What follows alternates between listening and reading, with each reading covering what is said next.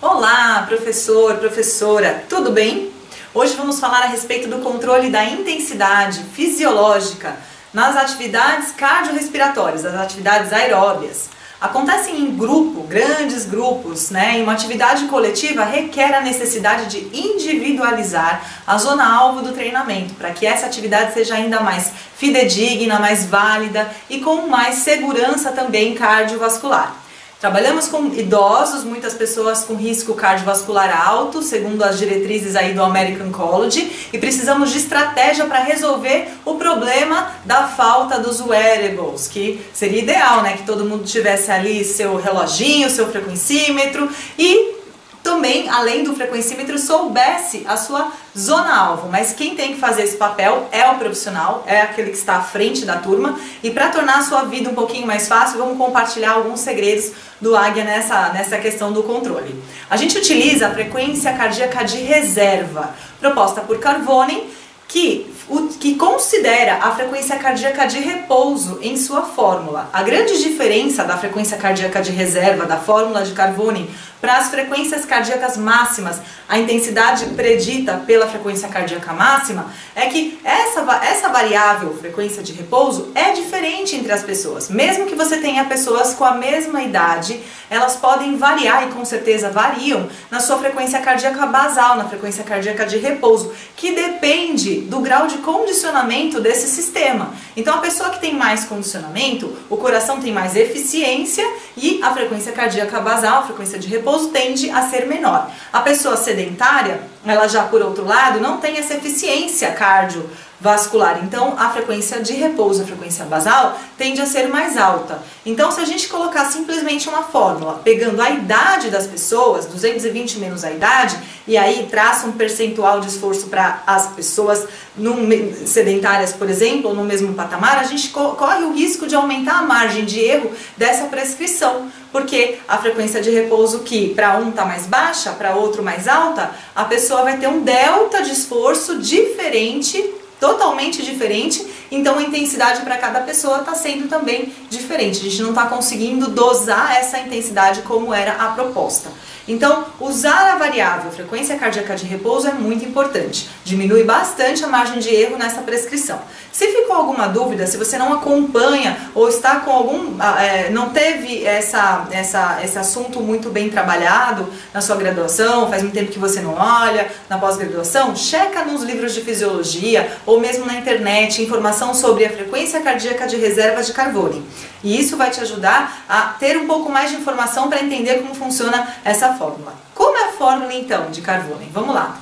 Ele utiliza a variável frequência cardíaca máxima, que a gente adoraria que pudesse receber os testes de esforço máximo. Um teste de esforço te dá, além de uma medida mais precisa da frequência cardíaca máxima, também te dá informações fantásticas a respeito da saúde cardiovascular. Se a pessoa apresenta uma angina, se apresenta uma isquemia, se existe algum comportamento alterado na pressão diastólica, principalmente durante o esforço, esses dados chegam para você com muito mais certeza daquilo que você está prescrevendo. Mas a gente lida com realidade, a gente lida com um número grande de pessoas e as pessoas não têm todas o mesmo nível de classe econômica, de classe social, e algumas inclusive não têm plano de saúde, não tem como pedir um teste como esse. Ficaria inviável a gente depender dessa variável para que a gente pudesse fazer a fórmula e a prescrição, realizar o melhor possível o nosso trabalho. Então, entre o ideal e aquilo que é real, aquilo que é possível, a gente adota a fórmula da prescrição, que é prevista para a idade, 220 menos a idade.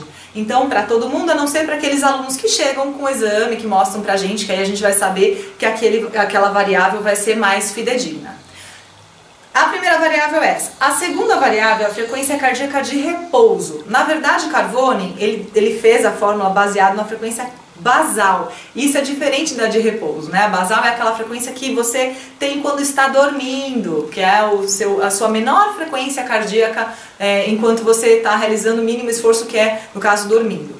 Mas imaginem só, pedir para os seus alunos idosos acordarem num belo domingo de paz em casa, sem preocupações, e ali, quando abrir o olho, sem que o despertador tenha dado aquele grito, ou o cachorro latido, ou a campainha, alguma coisa que te estressou logo que você acordou, e a primeira coisa naquela paz, você lembrar do professor que pediu a frequência cardíaca basal antes de levantar da cama.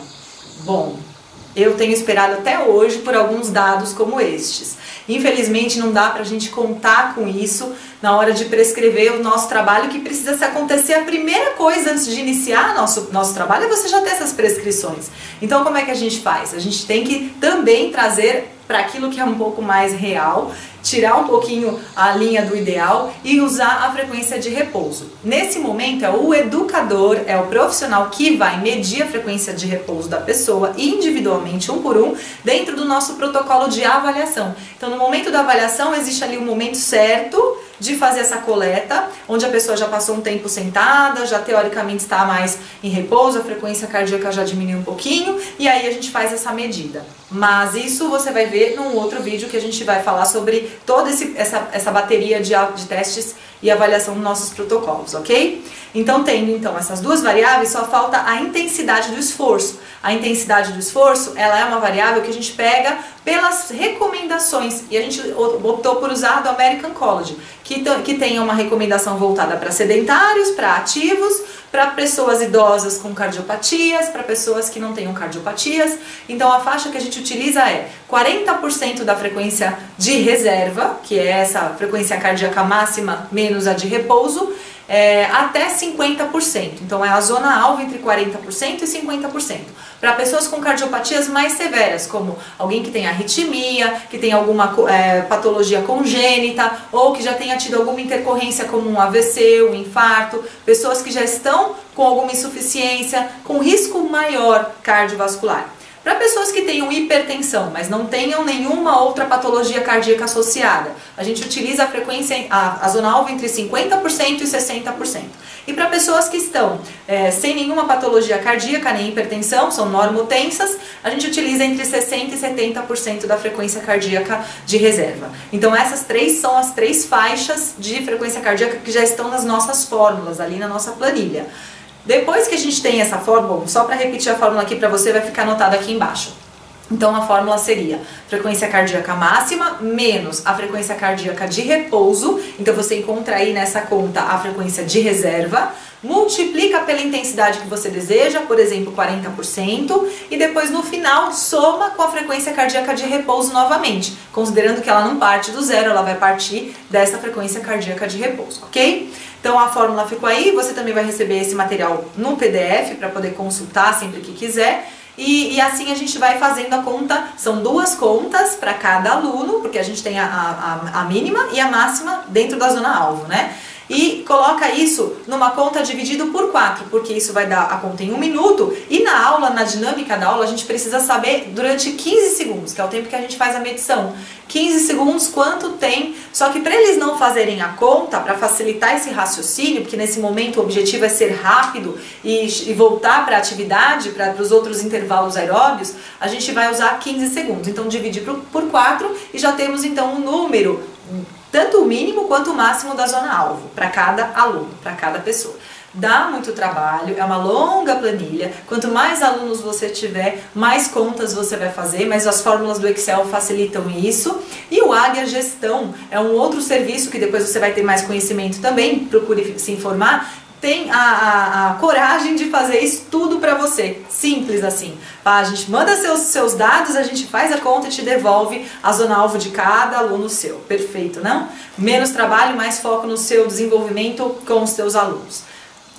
Depois que a gente chegou a essa conta, tem um terceiro, né, um próximo momento, que é formular os crachás. Então, uma das informações que o crachá contém, que hoje não é momento de falar do crachá, mas logo vocês vão saber que o crachá contém, é justamente essa zona alvo da frequência cardíaca, que fica num lugar específico para facilitar a localização dos próprios alunos. Então, eles vão olhar ali no crachá e vão verificar, após a medição da frequência cardíaca, se aquele batimento que eles acabaram de contar está dentro ou fora da zona alvo. E aí sim, se estiver abaixo da zona alvo, não chegou ainda nem no mínimo que deveria chegar, eles têm que fazer um esforço com mais intensidade, aumentando a amplitude dos movimentos, aumentando o impacto dos movimentos ou até mesmo o ritmo, né? Quando a gente tem uma pessoa que passou dessa zona alvo, a gente tem que fazer o contrário, diminuir a amplitude dos movimentos, diminuir o impacto dos movimentos e assim controlar para que a intensidade entre dentro daquela zona alvo. O importante é conseguir um trabalho efetivo dentro do objetivo que seja ao mesmo tempo seguro e eficaz. Então isso fica no crachá. Como então eles fazem para medir? Esse é um outro capítulo. Pensa, um monte de gente, tem pessoas que não têm a menor sensibilidade tátil, que não tem ideia de como funciona esse coração, que ele bate. Olha, a falta dessa consciência do corpo, ela chega em níveis assustadores. Para quem já trabalha com idoso, sabe muito bem o que eu estou falando. Então não é simples assim, tá sentindo aqui bater? Isso, agora quando eu falar já você conta. Não, não é bem assim, tem toda uma técnica para ensinar, um passo a passo. A gente não vai conseguir ensinar para 100% das pessoas, mas 100% vai parar para sentir, para tentar. E esse processo, uma hora, começa a dar resultados. A maioria das pessoas acaba conseguindo de acordo com esse processo pedagógico logo de cara, mas existem aqueles que vão levar um tempo até se adaptar, se familiarizar com o que eles estão contando. E aí sim aprender a controlar essa intensidade.